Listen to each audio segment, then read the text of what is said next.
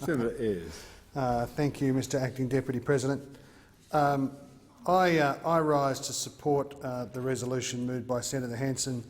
It's been quite some months now that I've been in the Senate, and finally Senator Hanson developed a resolution that I feel capable of supporting. I suppose a stop clock is right at least twice a day. Everybody knows that the dairy farming industry needs government action. Even One Nation realises that. Our dairy farmers are caught in a long-running cost-price squeeze that is being compounded by drought and Morrison government inaction. Labor believes that government intervention is needed to secure our dairy sector and our dairy farmers. Absent government action, our kids will no doubt be drinking imported milk. And I don't think that is a future that Australia should be setting up for itself. Of course, the history of government action in the dairy industry goes back some decades now, right back to when the Howard government deregulated the dairy industry in 2000. And curious as I was to search back through the history of dairy market deregulation, there was one notable proponent in 1999 and 2000 for dairy market deregulation, and that's former Labor MP Mark Latham, the current leader of the One Nation Party in New South Wales. In an article entitled Pull the Other One, which is a dad joke that even I hesitate to make, the article said in 2000, Labor MP Mark Latham, about as gung-ho for competition policy as you get on either side of the parliament, said in an ABC interview in February, "I'm on the side of dairy farmers. 90% of Victorian dairy farmers voted for deregulation. This was Australia's first ever democratic deregulation. So how can anyone like Hanson or other people campaigning on these issues say that they want to re-regulate the industry when it's the industry itself, the great bulk of Australia's dairy farmers are in Victoria, and they decided they wanted to go down that path?" That's what Mark Latham, the leader of One Nation, said then.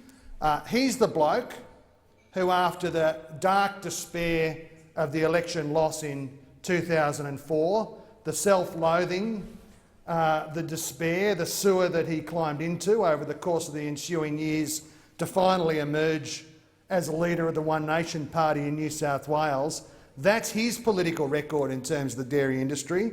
And I'm very surprised actually to find the One Nation Party here in the Senate with a skerrick of sympathy and interest in the future of dairy farmers, if that's the kind of character that they are prepared to recruit for political leadership in New South Wales. In February, Labor promised that if we were successful in the election, we would task the ACCC with testing the merits of a minimum farm gate price and to make recommendations on the best design options. That's the responsible course of action. There is only one potential party of government in this place that would act to save the dairy industry. It's not acceptable for our farmers to be paid less than the cost of production for their milk. If a floor price is needed to end this crisis, that's what Labor in government would support. Australia needs a thriving dairy industry, not a dying dairy industry. Scott Morrison should act. Yes? I would encourage you to use the Prime Minister's appropriate title. Oh, thank you. It's a lack of experience, Mr Acting Deputy President, that leads me to make these mistakes, of course. Consider yourself experienced. Oh yes, learning every day, learning on the job, which is about the only option that the Liberals' vocational education policy allows people these days. Directing the ACCC to assess, test and design a floor price would be an important first step in giving dairy farmers a fair go. The Liberals and Nationals talk a big game in Canberra, but they've done nothing to help dairy farmers and refuse, for ideological reasons, to intervene in the market. The National Party, where is in fact the National Party on the dairy industry? They've always been on the side of big agriculture, not family farmers and not farming families. Examine the history of dairy deregulation and government action and inaction in this area, and the relentless application of Liberal Party, big end of town, neoliberal principles to the dairy market. And you'll always find the National Party always there, the enablers of Liberal Party policy in the dairy industry, Liberal Party policy hurting family farms, Liberal Party policy making it harder for dairy farmers to operate. They're always there for big corporate power and big retailers, and they've got the mealy-mouthed words and the quisling approaches to try and justify their proposition, but they weren't anywhere to be found when the crisis was on in the dairy industry. It's always the National Party.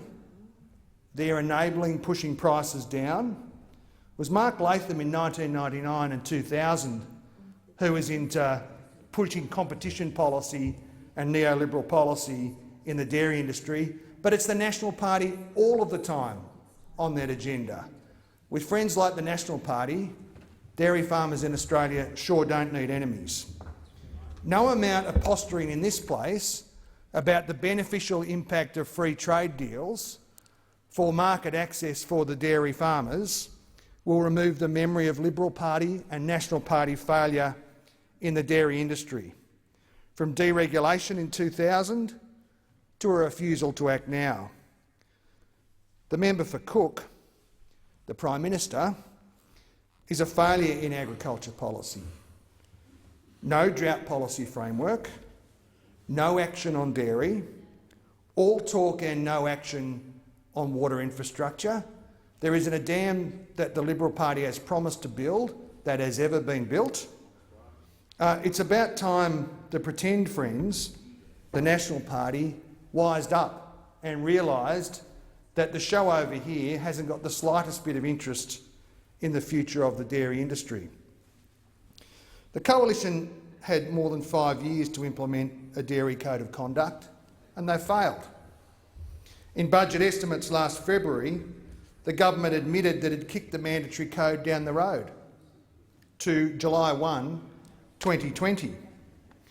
Australia's $4 billion dairy farming industry supports more than 5,500 farming families and supports 42,500 jobs. I should say that the crisis doesn't just affect dairy farmers, it's also costing jobs in the dairy processing industry. Brandcourt's a dairy processing company that's made cheese since 1895, went into administration in September. 33 full-time jobs lost in the Latrobe Valley, 20 full-time jobs lost in Hexham near Newcastle. Brandcourt cited ongoing stress in the market and a decline in the national milk supply as the reason for their closure. In August, Nestlé announced a factory closure at Tongala in northern Victoria. 106 jobs were lost. In May, Fonterra announced a factory closure in Dennington, southwest Victoria. 108 jobs lost.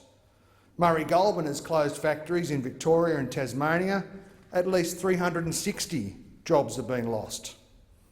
Now that is a litany of failure in terms of dairy farming families. It's a litany of failure in terms of dairy farming capability, and it's a litany of failure in terms of secondary food processing jobs that people in country towns rely upon to maintain a decent standard of living for their families. And that's a failure that can be put home at the feet of the people who've been in government over the course of the last 6 years.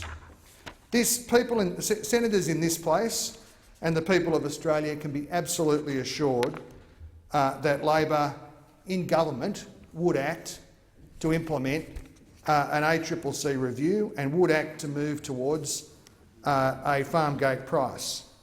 The Australian dairy farming industry is in crisis. It's not alone. The American industry is in crisis, as is the industry in the European Union.